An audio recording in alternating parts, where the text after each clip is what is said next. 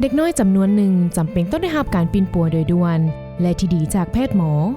แต่ครอบครัวยังขาดเขินทั้งเงินและทางเลือกเห็นให้เขาเจ้าเหล่านั้นขาดโอกาสในการเข้าถึงการบริการสุขภาพที่ดี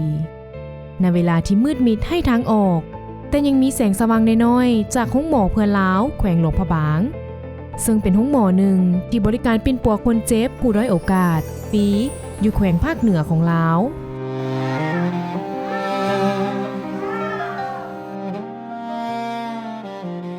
ในแต่ละวันมีเด็กน้อยหลายห้อยชีวิตได้รับชีวิตใหม่จากที่นี่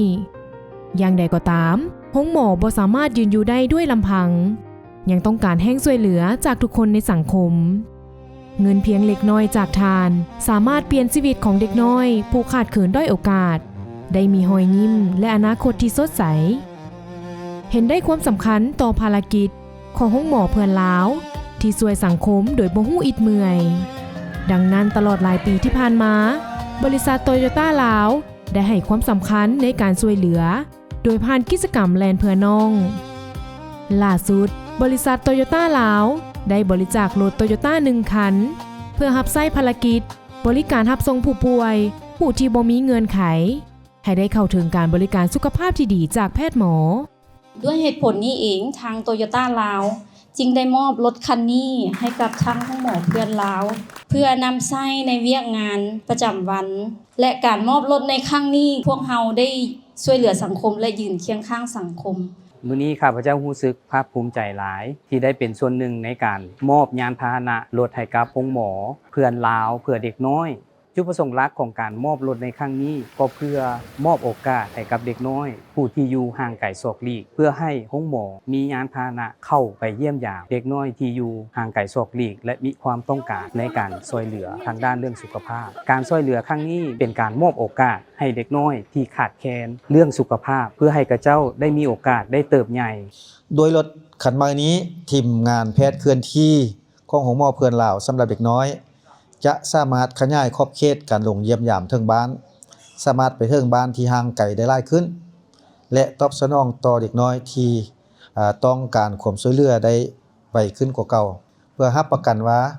จะบ่ได้มีเด็กน้อยคนใดถูกปะปล่อยละเลย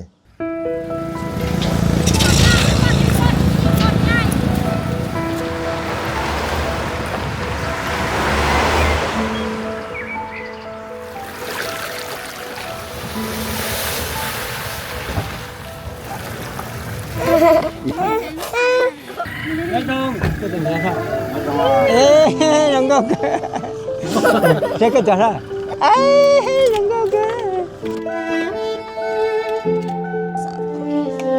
คุยเปลี่ยนนะอันนี้เพื่อสนองในการที่คนไข้อยู่ห่างไกลโชคลีกเรื่องการเดินทางสภาพห้องทางลำบาก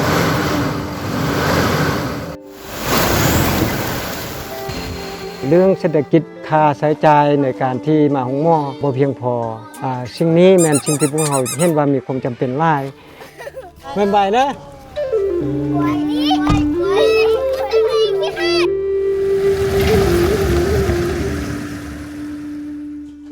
ขึ้นโอ้ไอ้ก้อนใหญ่กว่าเฮาแล้วไอ้ก้อนใหญ่กว่าเฮาแล้ววางเด้อ1 2 3เจ็บบ่ไอ้ก้อนเกี่ยวกับเท่านี่ก้อนนี้เพิ่นมาเที่ยวมาเอาไปทุกเดือนเพิ่นจะมาเอาปิดลังซะเด้อวางยุกวางยาบ้านมาเพิ่นก็มาส่งทุกการช่วยเหลือคือรอยยิ้มและลมหายใจของเด็กน้อยนับพันที่จะได้เติบใหญ่มีความหวังและอนาคตที่สดใส Then every time this hospital is full of patients and children and their families.Then I heard that the car is not enough to the outreach activity. We decided to donate our car here today.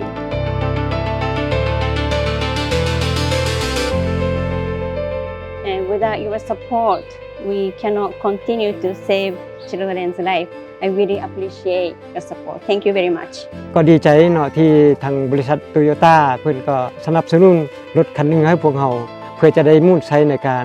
ดูแลคนไข้เพื่อรับและส่งคนไข้ให้ต่อเนื่องกันพวกเขาบริษัทโตโยต้าลาวเชื่อว่าการสนับสนุนครั้งนี้จะสามารถต่อลมหายใจเพื่อให้น้องๆได้เติบใหญ่และมีอนาคตที่สดใส โตโยต้าขับเคลื่อนความหวัง